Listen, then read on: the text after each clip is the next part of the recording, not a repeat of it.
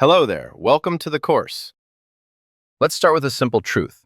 Having a trading idea is the easy part. Actually testing that idea to see if it is good, that is where the battle is lost. We all know the standard way of doing things. You go to a chatbot, you type in a strategy, and it gives you some code. Brilliant, right? But then you copy it, paste it, and error. So you go back, you paste the error. It gives you a fix. You run it again.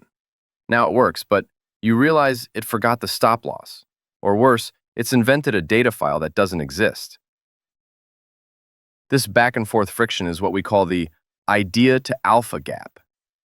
Because the process is so tedious, you might have 100 brilliant ideas in your notebook, but you only ever get around to testing one of them.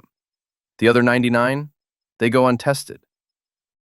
The problem is that we are treating standard AI like a generalist. We're asking one single chatbot to be our data scientist, our risk manager, our coder, and our analyst all at once.